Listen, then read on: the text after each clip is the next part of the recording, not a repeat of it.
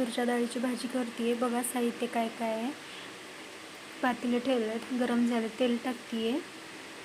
मस्त तेल टाकून जिरे मोहरी टाकल्यात, कडकडू होऊ द्यायच्या. मस्त मिरच्या टाकायच्या चिरलेल्या, कांदा टाकून घ्यायचा, परतून घ्यायचा त्याला लालसर होतं. मस्त लालसर भाजून घ्यायचा. चवीनुसार मीठ, चटणी, हळद, गरम मसाला, धने पावडर टाकून घ्या त्याच्यामध्ये आणि मस्त परतून घ्यायचं त्याला. त्यात कोथिंबीर टाकायची आणि मी भिजवून ठेवली होती मसूरची डाळ, किमान 10 ते 15 मिनटं भिजवून ठेवायची. ती टाकून घ्यायची धुवून भिजवलेली. मस्त खाली वरी करून तुम्हाला लागेल तेवढं पाणी टाकून घ्या.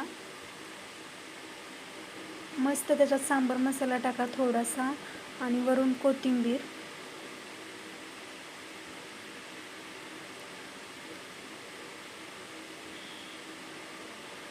चला भाजी शिजू तर मी कणिक मळून घेते. मस्त पीठ वगैरे चाळलेलं पीठ आहे. मी पीठ घेतलं, मीठ टाकून घेतलं आणि लागेल तसं पाणी टाकून घ्यायचं.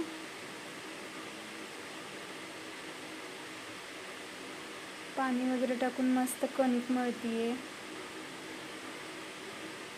छान असं कणिक मऊ सूद मळायचं, लय पातळ पण नाही घट पण नाही.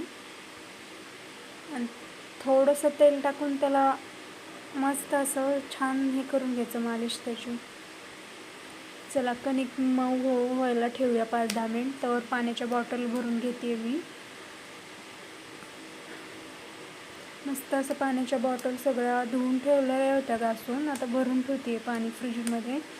कसं पावसाळा चालू झालं तरी ऊन लागतंय, त्यामुळे थंडगार पाणी प्यावंसंच वाटतंय. त्यामुळे आम्ही पाणी फ्रीजमध्येच ठेवतो सध्या. फ्रीजमधलंच पाणी पितो. मस्त पाण्याच्या बॉटल धुवून वगैरे भरून ठेवल्यात. चला आता फ्रीजमध्ये ठेवते.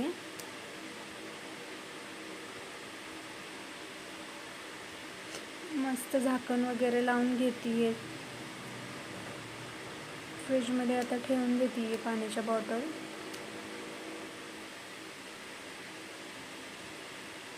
छोटंसं घर आहे माझं,